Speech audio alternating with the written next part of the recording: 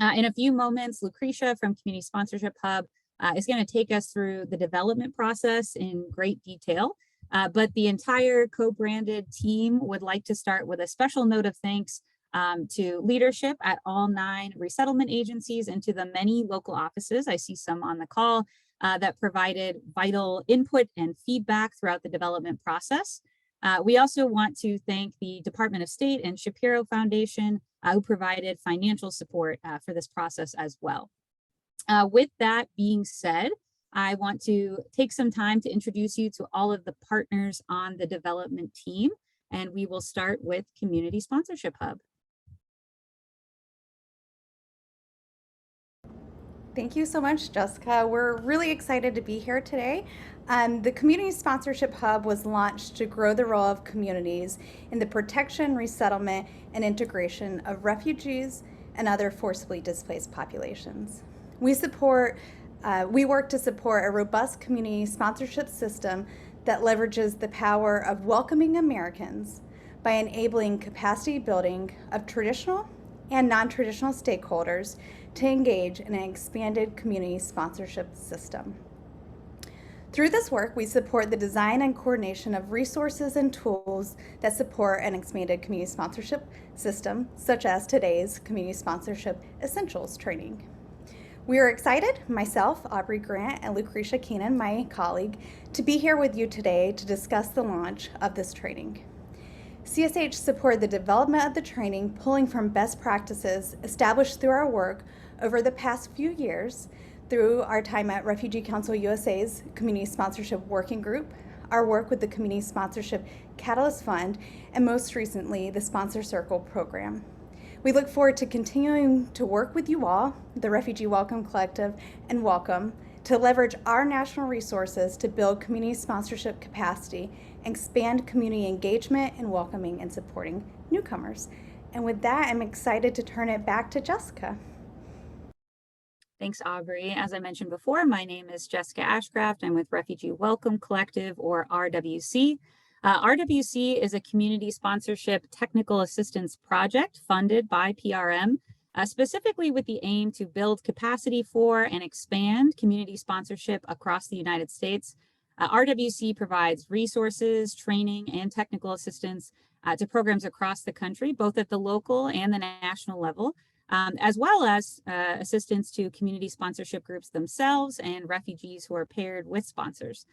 We also work to create spaces for knowledge sharing and engagement, which is why we're really excited to take on the task from PRM to engage with so many partners and stakeholders to help create this training.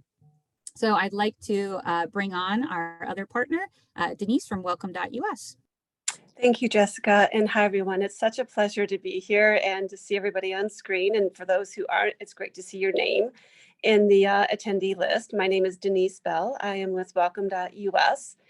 We started last September in response to the emergency evacuation of our Afghan allies and friends. And welcome.us our mission is to inspire and empower people across the country to unite in common purpose, to welcome newcomers, meet their essential needs, and help them thrive. We started with the Afghan response. We've expanded to include the Ukrainian response, and our North Star is building a durable movement of welcome for all newcomers seeking refuge here. In the past 11 months, we have mobilized tens of thousands of Americans, built the largest coalition in resettlement history, and activated iconic companies, service organizations, and membership organizations to support sponsors, receiving communities, and newcomers. We are very grateful to have partnered so closely with Community Sponsorship Hub, Refugee Welcome Collective, the 9 resettlement agencies, and many of you here in developing this baseline training to enable more Americans to participate in welcoming through sponsorship. And on behalf of welcome.us, I would also like to extend deep gratitude to the Shapiro Foundation, which helped enable the hiring of a learning design consultant and much of the work that fed into the baseline training. Thank you, partners. And from hearing about the work and missions of all the partners on the co-branded team, you can easily see why we were all honored, but also really excited, if we're honest, to come together to meet the need to create something like community sponsorship essentials. This training was really created for organizations to help build capacity to prepare community sponsors to engage in local programs. And as the training is now available online, we want to make sure that you feel supported in the use of that training. So I want to now introduce Lucretia from Community Sponsorship Hub to talk more about where the need from for this training came from and what that development process was like. Awesome. Thanks, Jessica. And I know we want to get to the meat and potatoes and all the details about the training. So I'll be quick and just give a run through of how the training was developed and what information, content, and feedback has been incorporated within its design. So drawing on years of shared knowledge and lessons learned from national and local level community sponsorship trainings and sponsor assistance, this training was developed by the 3 partners that you just heard from just now in direct response to surveys distributed to all national resettlement agencies, as well as their local affiliates, and then in addition, all Community Sponsorship Catalyst Fund grantees and members of the Sponsor Circle Program Coalition. The survey was really aimed at gathering a wide spread of feedback, insights, noting key challenges encountered in the management of community sponsorship programs, as well as resources and tools that could support recruitment, onboarding, training, and technical assistance for community sponsorship. In late January, that survey went out and nearly 100 responses were received from local, regional, and national actors in the field. Responses to that national survey indicated a clear need for a comprehensive baseline training for prospective community sponsors, one that could be used as a foundation by all organizations managing programs across the country. And with that mandate driving us, the Community Sponsorship Hub, Refugee Welcome Collective, and Welcome immediately jumped into thinking through design and how we could work towards the launch of this training so it could be ready as soon as possible for everyone to use. Information and lessons learned were gathered from a wide range of national and local trainings. I think through this process, I think we may have read through every training manual that exists right now in the United States, drawing the best from already established community sponsorship trainings, as well as insights shared during, not an understatement, hundreds of one-on-one stakeholder conversations and group conversations that have been held over the past few years, including through the resettlement listening tours hosted by Refugee Council USA. From that, an initial prototype was sent out for review to many staff in the field this past spring. Feedback was collected and extensive user testing was conducted with the diversity resettlement partners. And from here, as the training has gone live as of this Monday, our collective attention is focused on ensuring that this training continues to assist community sponsorship program staff in providing a comprehensive foundational training for new community sponsors, helps support and streamline the workload for management of programs across the country, creates greater awareness of and increases engagement in sponsorship at large, and helps to facilitate cross-fertilization of best practices and training for sponsors. And with that, I'll turn it over to Denise. Thank you, Lucretia. And so again, we just wanted to touch on the deep partnership that has made this training possible, including again with the 9 national resettlement agencies, many of the affiliates who are here and who couldn't be here today, and other stakeholders in the ecosystem. But Community Sponsorship Hub, the Refugee Welcome Collective, and Welcome.us, we came together in a deep partnership and a commitment to providing ongoing support to the ecosystem so that more Americans who want to get engaged and become sponsors have an easy on-ramp to doing that. We are committed to continuing to solicit feedback so that we can improve this training based on what we're hearing from users, what we hear from you. And so we've built in mechanisms to gather user feedback. So continue to please reach out to us. This is an ongoing partnership with everybody here because our goal is to create the easiest training for everyone to use, including you, and that will require continual user feedback. So thank you in advance for your continuing partnership as we continue to iterate and improve on this designed training. And with that, I would like to go on to the reason, that one reason that we do have this training today is the Blacksmith Institutes, who really are experts in learning design, specializing in leadership education and purpose-driven curriculum development. In layman's terms, that means they took a lot of our already great content and put it in a way that is specially designed for adult users and using multiple modalities. So people are encouraged and engaged to do the training, to complete it, and then get out there and start sponsoring newcomers. And with that, I would like to turn it over to Kaveh, who is the expert and the brains behind this training. Thank you, Denise. I still get so uncomfortable hearing introductions about myself, but I appreciate it. It's very sweet. I will say, like, just to take a step back from all this kind of boilerplate language about what we do. Blacksmith is very much like a consultancy that's anchored in passion, and it's work that a lot of us do actually on the side. Myself, my full-time job is I direct learning science for edX, if folks are familiar with that, or 2U, which is the parent company, but very much anchored in online adult education, have been for over a decade. And prior to this was based out of University of Pennsylvania, where I helped start a center based in social impact strategy. So I've been kind of at this intersection of trauma-informed pedagogy and social movement theory and online learning for a long time. Never did I think that I would work in resettlement. My parents are refugees, and so this has been in many ways a very beautiful kind of homecoming for me, and has been an incredibly meaningful project for me to work on, and mostly because of the incredible team that I've been working with, who really leaned into the methodology that was a little bit non-traditional. So I wanted to kind of touch base on how this came to be and how we designed this. It was very anchored in, I was originally trained as an ethnographer. It's very anchored in an iterative, learner-centered approach. It builds off of a lot of best practices in terms of equity-centered course design as well, that really centers around the learner. And so I'll breeze through this very quickly, and then I'll share a little bit about the actual training and some of the design principles we had in the training itself. Oftentimes in academia, or really in a lot of design, we find that this is roughly the way people design courses. They go in and they think and they think, and it's usually subject matter experts who really understand the information at a deep, nuanced level. And they think and they think and they think, and then they end up coming up with what they perceive as being the perfect training. But oftentimes, given the amount of thinking we've done, we think it's perfect. But what's interesting is that no point in this process was the learner necessarily engaged or feedback from the learner incorporated. And so this wasn't the methodology we utilized. This is typical, especially in academia.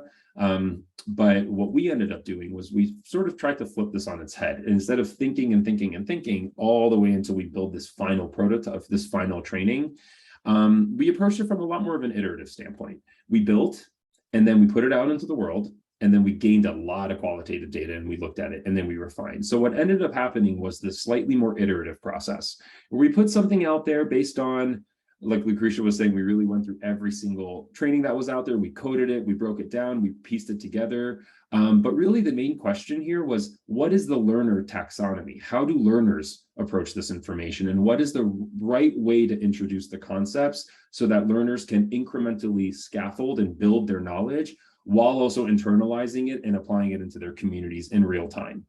And so we had to play around with actually putting it out in the world, and we ended up testing this with about 3,000 users. So we did get a pretty remarkable data set and some really, really rich qualitative data, and we were able to iterate upon this. And this was our methodology. I always say, like, my rule of thumb when I think about building these types of experiences, we don't want to think to build, we want to build to think.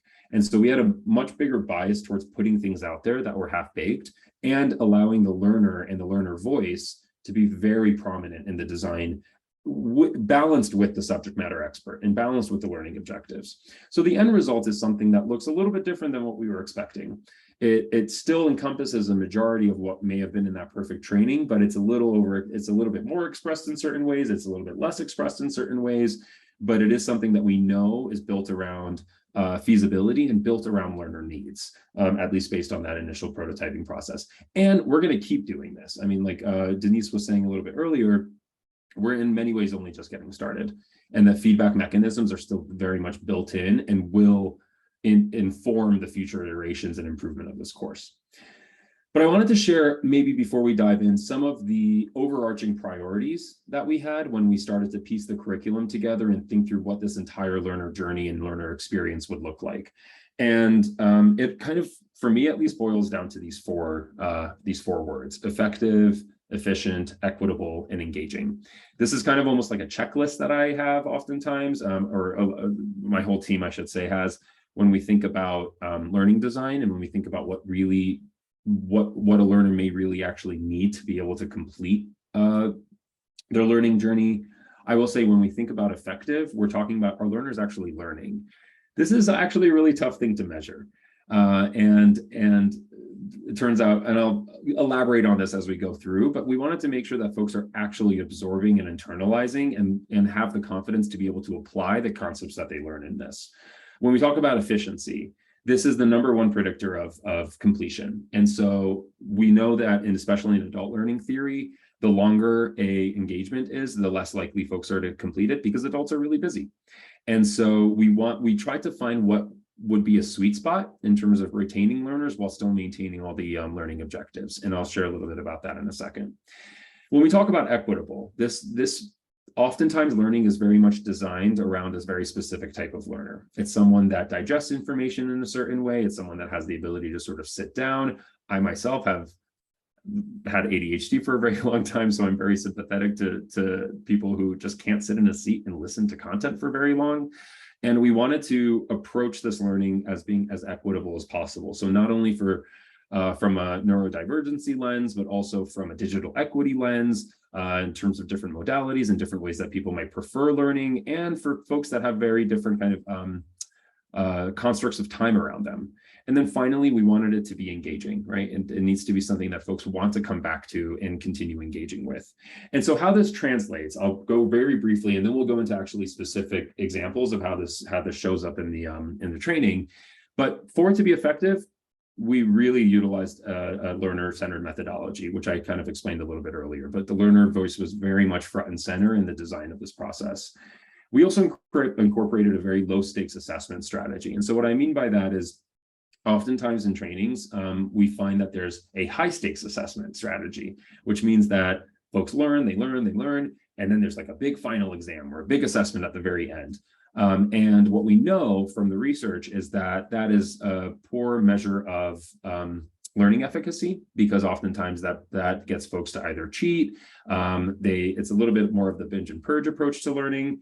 And what we've done instead is we're embedding assessments throughout the training in a very low stakes way, so that folks can leverage assessments almost as knowledge checks and use the assessments themselves to continue their learning. It also helps us see gains in learning over time, which I'll elaborate on a little bit down the line. We also, like Lucretia had mentioned, went through a pretty comprehensive curriculum design process that involved going through a bunch of trainings, coding them, restructuring them, and building a taxonomy that, again, is built around the learner.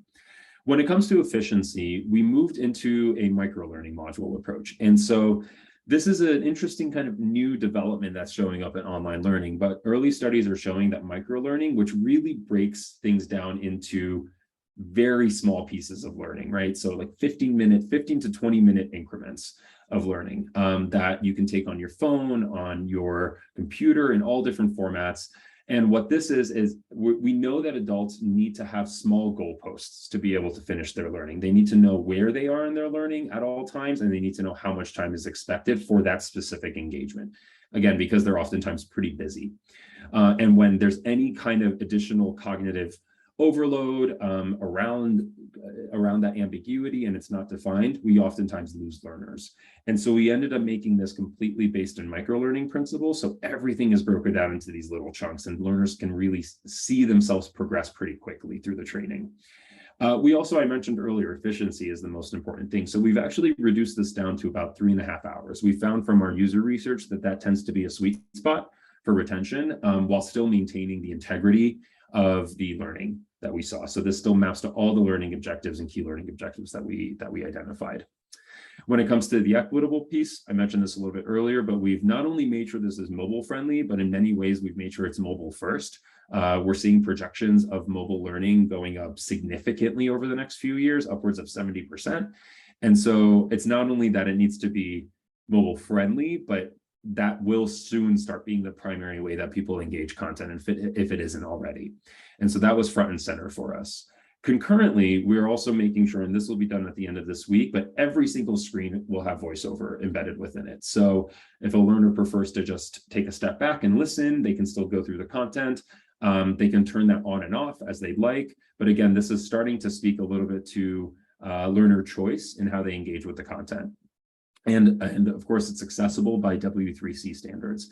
And so we made sure that we have alt text, we have screen reader options, high contrast, et cetera, to make sure that this follows best-in-class standards around accessibility that are currently defined by W3C. And then last but not least, on the engaging front, I believe Jessica mentioned this a little bit, as did Lucretia and Denise, but we have a lot of different modalities throughout. So we'll highlight a few of them. One thing in particular is that we are emphasizing a lot of non-video formats. And so I don't know about y'all, but when we take online learning, oftentimes, especially in the beginning when it translated, it biases towards video. And it makes sense because online learning for a long time was translating lecture style video. And when we take lecture style instruction, it translates well to video. What we try to do is not necessarily translate, but transform for an online platform. I will say also video formats create really big barriers to production and barriers to iteration. Anecdotally, I'll sort of share one story. It's like I have recorded an online lecture a while back at Penn, and I referenced J.K. Rowling, who I think is like okay now, but got canceled for a while by society and et cetera. And so like I had to find the same shirt. I had to go back into the studio. We had to get the same lighting. We had to do all of this stuff to re-record that lecture. And if I had just not done video, it would have been so much easier for us to iterate. And I'm thinking especially for an industry that is evolving quickly and for content area that is going to be evolving quickly, we wanted to make sure to reduce the barrier for iteration and improvement as much as possible. And so you'll find that there's going to be a lot of interactive modules in there that might help folks. And last but not least, I'm excited to share this with you all too, but we went through many LMSs and we identified what we think is one of the best in class user experiences. And so this is very much centered around the user experience. I'll share a little bit, but it does follow from an adult learning theory, some of the best practices in terms of the user experience, in terms of engaging with the content, knowing exactly where you are, et cetera. So I'll share a little bit more about that, but I'm gonna pass it back to Jessica, who is gonna take us through the actual curriculum, probably what you all have come here for. Thank you, Kaveh. And yeah, we will take a look at what this actually looks like within the training, but did want to talk about just general content overview. The training is live, so you can take as much time as you want to get into all the granular detail that you would like, but did want to sort of say roughly what was covered in the training so that you have an idea. Before we go through a little bit of highlights within each of these bigger modules, I did just want to give a special note of thanks. A lot of the content for our baseline training that we started working from on a foundational level was provided by IRIS, CWS, and Community Sponsorship Hub. So big thanks to them for submitting the trainings and content that they had developed prior to engaging in this work. But let's take a look at some of these modules and start with Sponsorship 101. So this is a module that really starts opening with the learner figuring out where do I fit in the big picture. So the history of welcoming in the United States. So painting a big picture and painting a series of moments. And Kaveh, if you want to click through real quick, thank you.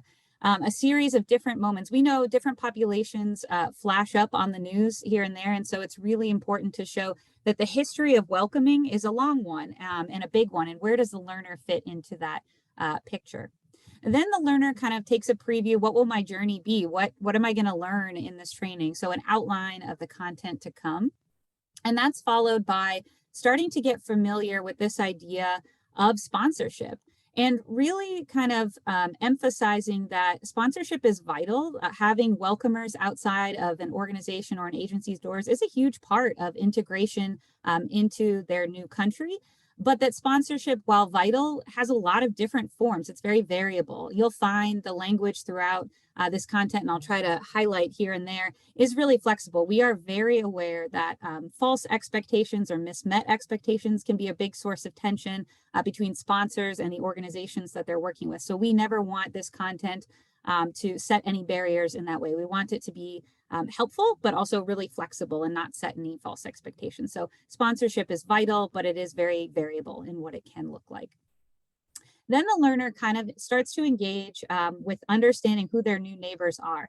And there are many populations, of course, that we work with. And so our angle here in the training really is to talk about sort of key considerations when working with all kinds of different populations. And so you'll see actually the screenshot that's on the slide right now is an example from that section. So it's like key considerations working with people who don't speak the same language. Key considerations around religious differences that you might just be mindful of. And then the one that's fleshed out a little bit here, and you can see some of the language, key considerations around differences in the role of children, child rearing, and what to be mindful of, no matter what population you're going to be sort of matched with within that sponsorship process. So very flexible considerations. And then we sort of move into sponsorship in action. This is really where we're embedding a lot of framework about what the relationship of sponsorship kind of looks like. So talking a lot about at the beginning, a sponsor is really a welcomer. They're doing a lot of services for and with the client. There's a heavier presence, but by the end of that sponsorship, no matter the duration, the idea is that, you know, the newcomer is now your neighbor, an equal partner in your community. And just like we all do, I hope, really nice things sometimes for our neighbors, we're really helpful.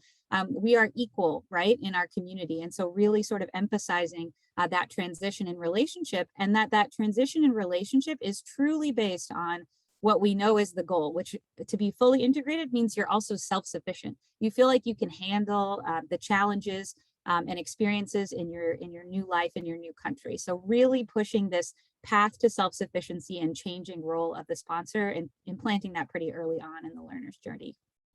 And then lastly, this section sort of ends really concretely with, here are the different ways to sponsor.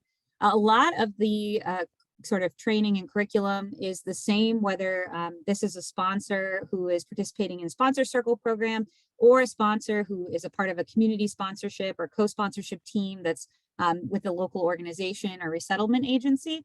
But I will point out where the content does diverge at a certain point in the training. Most of it is the same, but here they're really presented again, which sort of track am I a part of.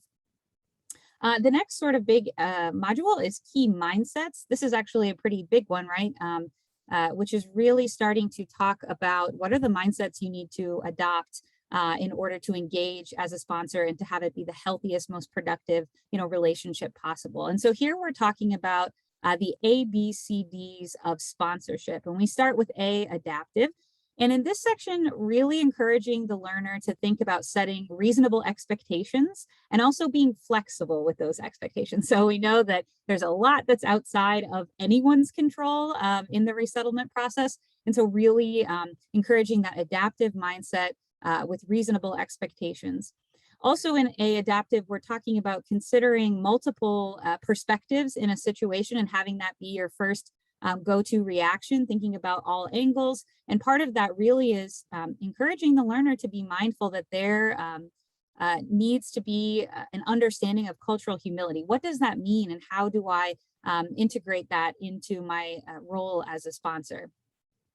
In the B, benevolent section, we're really encouraging learners to be compassionate and understanding of the different situations and circumstances under which a newcomer, especially a refugee, may come to the United States. And a huge part of that is talking about the principles of trauma-informed care, really breaking that down, especially to outside ears who may be unfamiliar with some of the terminology, and explaining, hey, how can you infuse these principles into your everyday interactions with the newcomer that you're paired with. And a huge part of that, of course, is encouraging them to be mindful that they have a power and privilege that may taint or color how they experience things. So they may experience something, an interaction with the newcomer, and they may perceive it one way and the newcomer perceives it an entirely different way because, of course, the sponsor has a power and privilege that sort of colors their experience. So really encouraging that mindset and that kind of thinking early on. In the C collaborative section, really encouraging sponsors to be collaborative both with the newcomer, and actually the screenshot on here now is from that section. And a huge part of being collaborative with the newcomer is fully recognizing that the newcomer is autonomous and not only a good person to make decisions for their life, but the best person to make decisions for their own life. So really making sure that that power is placed correctly, and that they are fully autonomous in developing that self-sufficiency. Also being collaborative with the agency, being mindful that there's a lot outside of the agency's control. The agency has a lot going on. And so talking about some healthy communication and collaboration between both the sponsorship group and the agency, and also being collaborative with the community. So knowing what resources are in your community, ones that you may not be familiar with. You may not be familiar with public transportation if you're in a sponsor group. You also may not be familiar with ethnic-based community organizations, depending on your point of view. So being collaborative in all angles. And then lastly, in the D dedicated section, really trying to plant principles, again, in a flexible way, that, hey, this is a time commitment. This is a commitment to be organized amongst yourself, to be responsive to the duty in which you're taking on, to be organized as a group, working together, being effective, and that there may be things that you are asked to do, and we go into more detail later, such as documentation, other kinds of commitment that will require dedication during that sponsorship.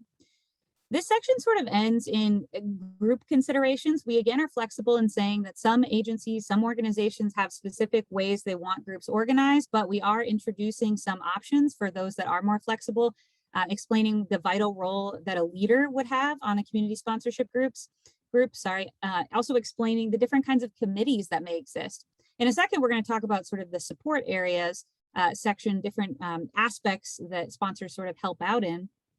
And so we're introducing this idea of committees that you might divide yourselves accordingly. It also, if you have a smaller group, this section really goes into, okay, which of these different support areas match well, have a lot of overlap. So if you have a smaller group, your committee may actually be taking on more than one of those support areas. So let's take a look at those support areas that we cover.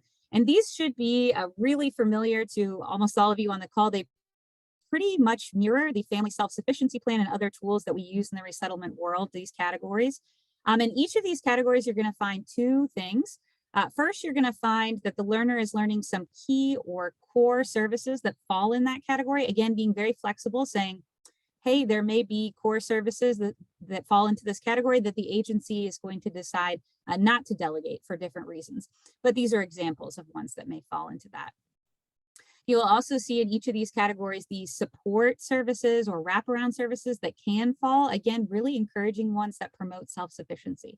So you see the example on our slide right here is English. So of course, a core service that's going to be mentioned, enrolling folks in English class, but giving them a lot of different things to think about ways they can support in that area outside of the core service, such as practicing English, labeling things in the home with flashcards in English and their native language, watching television, encouraging to watch television together, all of these sorts of things. So you will find that in all of these support areas. In the logistics and admin section, this is a section that is divided between co-sponsorship or community sponsorship with an organization and co-sponsor, or sorry, being a sponsor in a sponsor circle program. And so it gives examples for each of these. Again, if your learner has chosen one path or the other one will not show up, but giving some examples on the co-sponsorship side. Individuals are learning some key terms and deliverables such as what is RMP, what is CO, what is ORR, all of the acronyms we use. They're very inside baseball and mean nothing to the outside individual, the sponsor. On the sponsor circle side of that, you're learning what's a sponsor circle umbrella organization. It then moves into organizational policies and considerations, again, using really flexible language. Hey, you may be asked to provide core services to a newcomer. You may be asked to sign an MOU. You may be asked to do case notes. On the sponsor circle side of things, organizational policies, talking about what is the welcome plan, talking about different reporting requirements that come at different time intervals. And then in the support system section on both sides, we're really linking out a lot to outside resources. So on the co-sponsor side, linking them to CORE for cultural orientation materials, linking them to Refugee Welcome Collective for the resources on our site. and also linking them to all the newsletters for all the different RAs so that they can really take a meaningful role in being knowledgeable and being advocates for the resettlement, refugee resettlement population. On the sponsor circle side, some support systems, again, core, of course, community sponsorship hub, and the sponsor circle program coalition partners also will come up as external links. And then lastly, embedded throughout the training, there are a couple opportunities for group discussions. You can see here where they kind of sit within the training. So there's the first group discussion comes after key mindsets, and it's really reflecting on your own experience reading through those ABCDs. What is my reaction? It's also talking about how do we keep each other accountable for those mindsets. The next one pops up after support areas, which remember has those categories. We're talking about committees, we're talking about leaders. And so talking about not only all of our learnings, but now that we're in those committees, talking about what are the community resources in all of those areas and encouraging folks to have those guided conversations. And then lastly, at the very end of the training in group discussion 3, a reflection on all of the learnings and using them in application, we have scenarios where folks can use those principles that they learn and talk as a group. Hey, how can we, what would we do? Using those principles with this scenario, what would we do if this came up? I did want to just flag, you can see an example on the screen that anytime these come up in the training, the learner is warned, hey, a group discussion's coming up. This is about how long it will take, etc. We also will talk a little bit about how this kind of can be guided a little bit on the local level where you can give a heads up, you can plan ahead. But yes, so this is just a rough overview. You can dig in, of course, into all the details you want as it is live. But right now I'm gonna kind of invite Aubrey to come back and show you what this actually looks like as you're going through so you can get an idea. Thank you so much, Jessica. And I'm actually going to share my screen and I'm going to take you through a live demo. So once you get the link, and there'll be various different ways you can get the link, we'll definitely be sharing this with you. It'll also be accessible on our websites, and we can talk a little more about that later. You'll be directed to this page. Now, for this demo, we're short on time, so I'm actually not going to go over content, but I just want you to see how this training and the e-learning platform plays out in these specific areas that Jessica just talked about. And then after me, Kaveh is going to come on and he's going to talk a little bit about each of these different interactive features and how that impacts the learner's experience. So once you get to the website and the link, you'll be directed to this page for the co-sponsorship programs. And here you'll see there's an overview, 8 modules. It takes about 3.5 hours to complete. On the left-hand side of the screen, it's a course overview of what learners can expect, along with acknowledgments. Again, thank you to everybody who supported this project, to our funders, the U.S. Department of State and the Shapiro Foundation, and to everyone who's made this come true and is a possibility. Okay, so with that being said, on the right-hand side of the screen, you'll see the course content that Jessica just went over as it's laid out. You'll see your progression through that. Now, this is an interactive training. It's also one that doesn't have to be done at one point, so people can come back and forth. Here, for today, I'm just going to take you through one of the key mindsets. So you can always navigate here and click on it. Also, there's a toolbar on the left-hand side of the screen. If you're taking this online, you can click into a section and then you can scroll down and click where you want to go back and forth to. So you can always go back to something you've already taken or go forward to an area that is next in line for kind of you checking off and taking. I'm going to close this out so we can see it all. At the beginning of each of these modules is an kind of view of what to expect in that module and the key takeaway from that. You'll then hit start and it launches it. We have a couple of different kind of features here.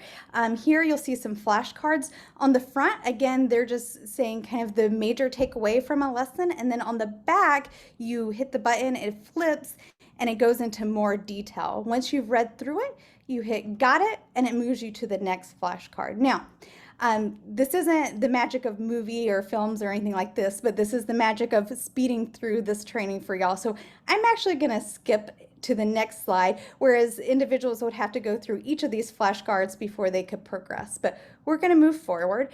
And throughout this, after individuals have received some information or knowledge, there'll be kind of areas for them to receive kind of a knowledge check to think through kind of all the information they've just received and place it into kind of real life experience, or just kind of make sure that they're taking away the most important aspects of the information they were presented. So here you'll see is a knowledge check that people can either click and drag or just click on. I'm going to do incorrect answer for this so you can see what happens. So when they get done, they'll hit confirm and it'll pop up and say, that's not quite right. They'll be able to try again. And then it'll leave the correct answers in place. So then they'll just have to kind of correct the incorrect answers of their initial response. They hit confirmed and they're ready to move forward. Again, just going to hit this for time. There's drop-down knowledge checks along with kind of the interactive knowledge check of clicking and dragging. When we go forward, there's different ways that information's presented to them. So we had the flashcards, and now we have this where they can click through and it'll pop up in the larger circle just to kind of keep you engaged so you're not getting bored as you go through it. We also, where relevant, have areas in which people can connect to learn more information from an external source. So here we talk about kind of getting to know a population in the United States, and it connects them to course backgrounders on specific populations. They can click on it, come back to it later, or go ahead and review it while they're going through the session. So it's really, users are able to speed through or slow down based upon kind of what they have time for, and always be able to come back and click on additional resources. Here's another way of kind of just getting information and present it to them, and kind of key information again that'll help them along this journey. We give examples where relevant and possible, and on this one they just keep clicking and it takes them to the next kind of information segment for them. Again, we have knowledge checks. This is just your standard multiple choice. I'm going to move forward so we don't, can we see a couple of other things? I'm actually going to move forward on this one too. This is actually one of my favorites because I like this because it's sending them a lot of information all at once on staying curious, and is this example, but it makes it where it's not overwhelming. So individuals can kind of click on each of these headers and then it expands for them. So again, all of this is presenting a lot of information, as we know is needed, but it's doing it in a way that people don't get overwhelmed and they can go through at their own speed. I'm going to click through here. At the end of each of these sessions, there's actually sections, there's a really important kind of feedback for them to take, but also for us to hear, and this is the reflection point. So they'll be able to kind of take all that they've been presented, the kind of knowledge checks they've gone through, and now apply it to their specific situation and think about how they'll proceed in this way, being adaptive through the sponsorship journey. And then at the end, they'll put in their name and email address, so it logs and registers it, and then they'll be able to hit next and move on to the next section. I'm going to stop there and turn it over to Kaveh, who can go into more depth on some of these features.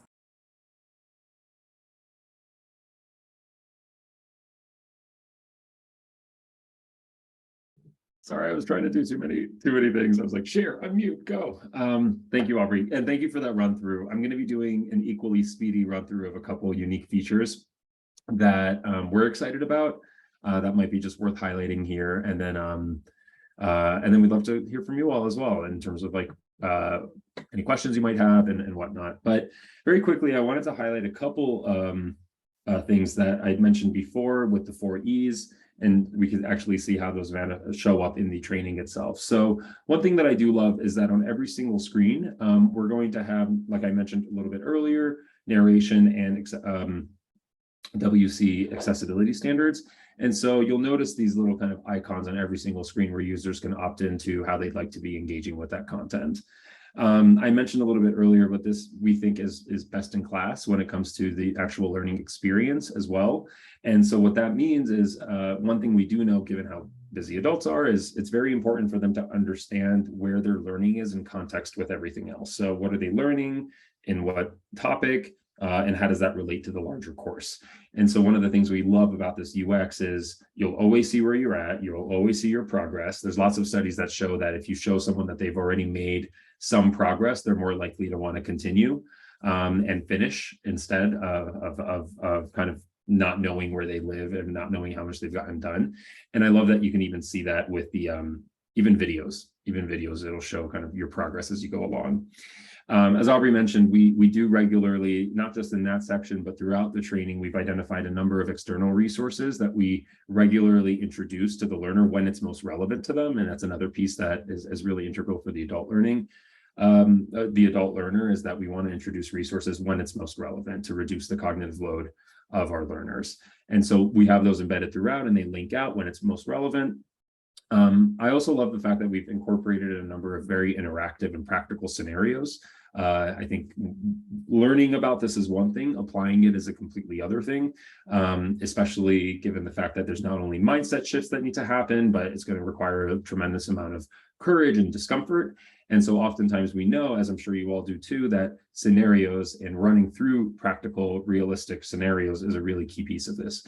So we've incorporated that through a number of different ways, not only through these interactive branching scenarios that we've built that has even feedback based on your response, and you can kind of think through it, but we've also leveraged videos and interactive videos in some places as well.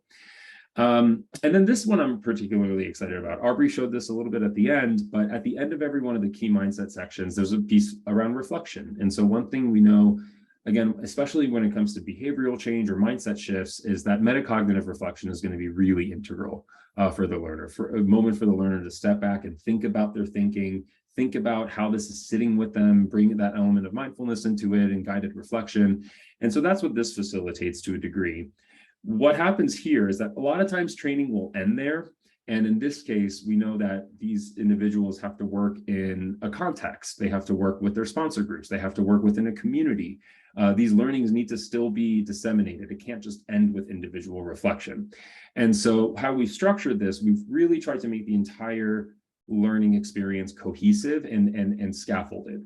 And so when someone does an individual reflection, they'll fill this out. They'll receive a PDF of their responses via email, and it's only to them. And then that PDF is something that they can print.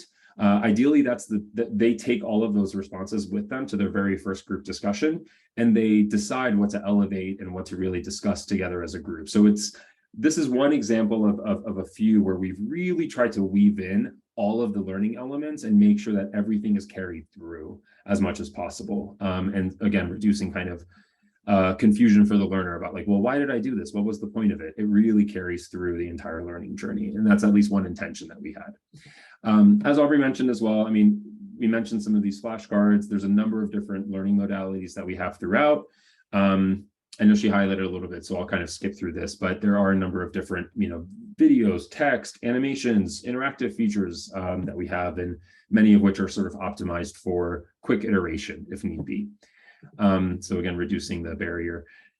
This is the one I'm the most excited about. So one of the big opportunities that online learning today is providing us, especially as it comes at the intersection of data analytics, is we're moving in many ways into a new era of learning design that is anchored around learning analytics.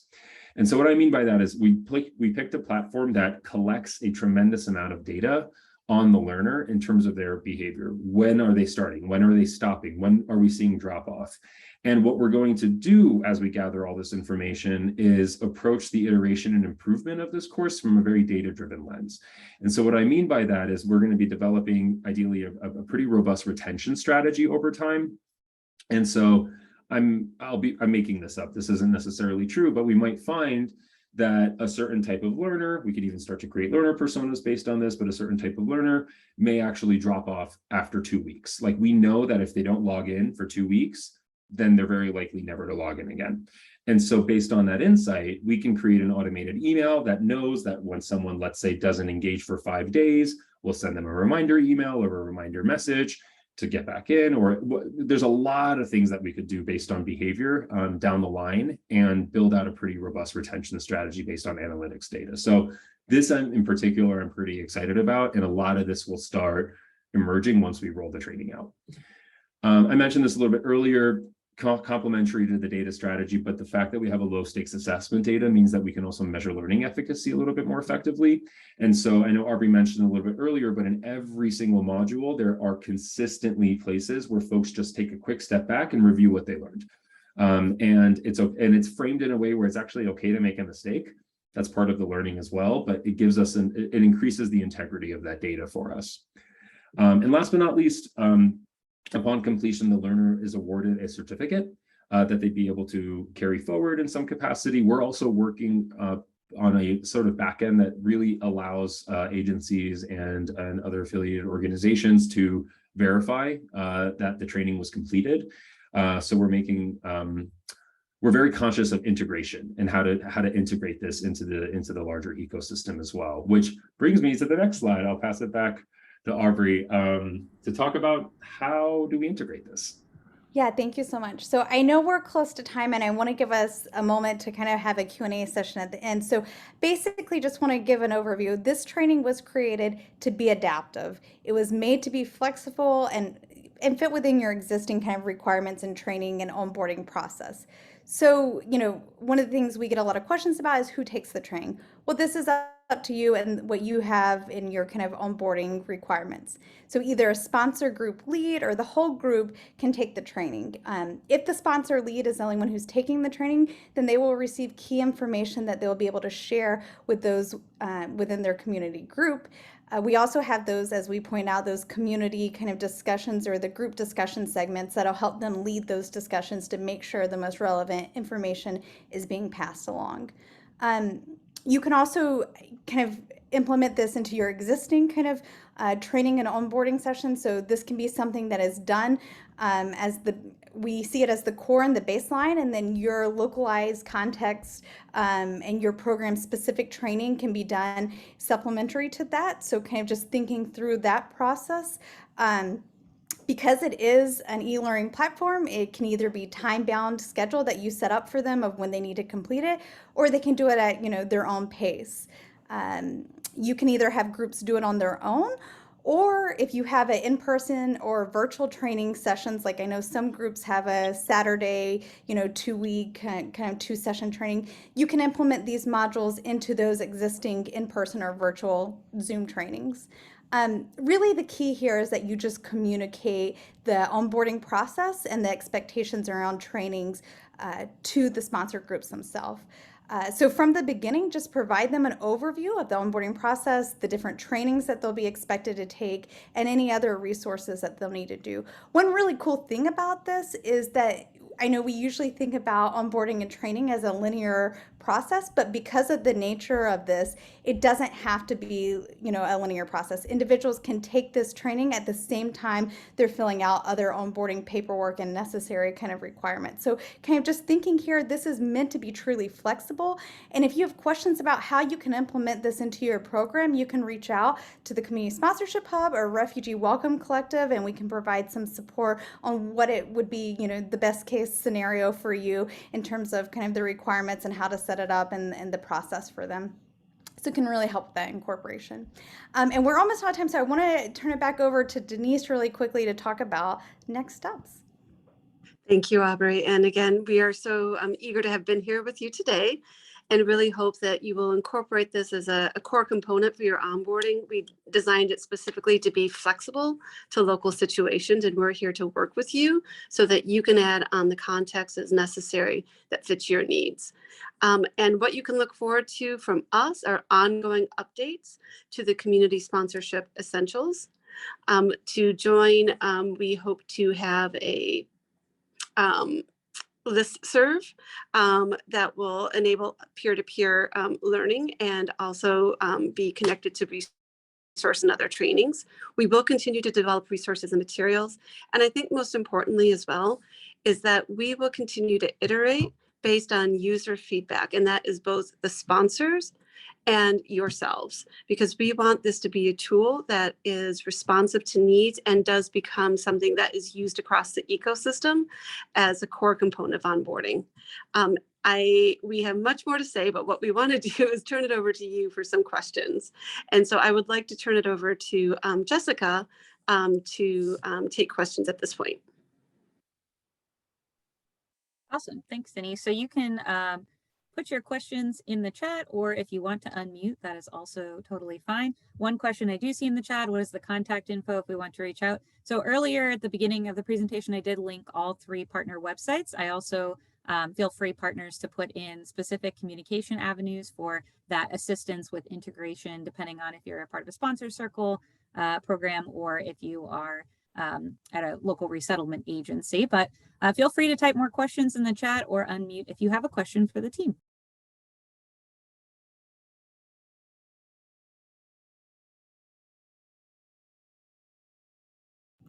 We should say too, I know we went really quickly through this, and the demo that I did didn't really let you get to see the content specific to each of those sections, but the training is now live, and we encourage you and invite you to go and take it or take certain modules or sessions within it so you can get a feel for it as well. There is a question from Jen in the chat. Is there an admin view that allows us to see who has completed assigned modules? Right now, we are relying on that certificate. We don't have sort of the data sharing principles exactly in line to have an admin view at a local level to see who has completed it.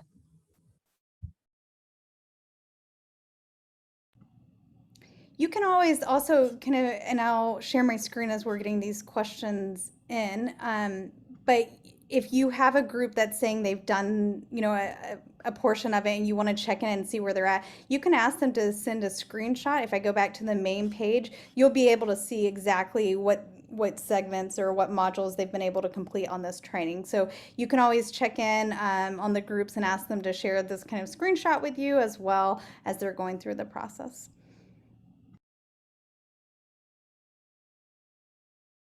And since it's mobile friendly, it's very easy with anybody with a smartphone to just take a quick picture of that and text it or send an email to you.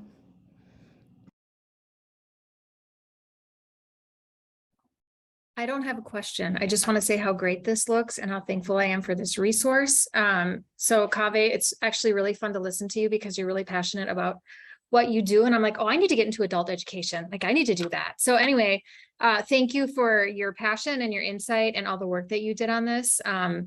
Yeah, I want to get more clarity on integrating it into what we currently do and see how this fits, but I'm eager to move forward. So yeah, thanks everybody who contributed because it looks great. And I will say on that piece too, this is something, and we mentioned we went through a process and got feedback like yours, Sarah, and it's something that we've been thinking about the user experience and the learner journey. And so, yeah, really happy to work with you all, making sure that it fits and is a core component of your training process. So a couple questions coming in. Oh, thank you.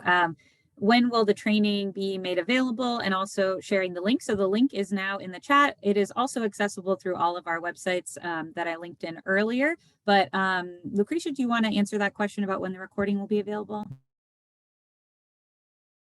It'll be recording, or sorry, recording. It'll be available rather immediately. So we'll send out a follow-up email, just including all the links to information again early next week. And within that, we'll include the recording as well.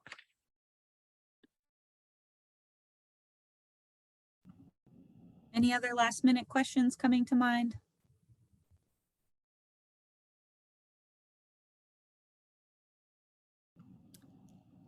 And as y'all begin to kind of play around and take a look at this, please feel free to reach out to us. We're always really excited to get feedback on it, both positive and areas that we'd like to see future iterations kind of expand and improve upon. So really look forward to working with you all along this journey. There is a question in the chat. This link can send us to multiple trainings. The same training, it just can be accessible from different platforms. As we mentioned earlier, if you're part of a sponsor circle program, you'll want to be on Community Sponsorship Hub's site linking to that training because there are other resources available to you. Same with Refugee Welcome Collective. If you're a part of a team with a resettlement agency, if you're trying to introduce the new idea to someone, welcome.us. So it's the same training, but it is just where it's embedded into multiple locations.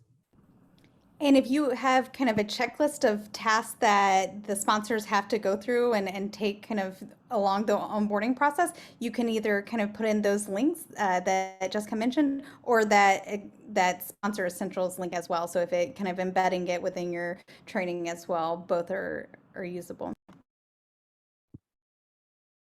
Can you hear Awesome. me?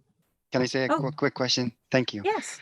So I want to share, this is very helpful. So thank you so much for this resource. This is amazing. Our organization, so we are not a resettlement agency, but one of my question is, can we still use it? Because we do work with the resettlement agency actually, but we are not a resettlement agency ourselves. So that's number one. Number two, does it also tailor to the specific needs to certain communities? So for example, the Ukrainian comes, they have certain needs that's different than the Afghani, for example, or just talks in general for immigrants in general.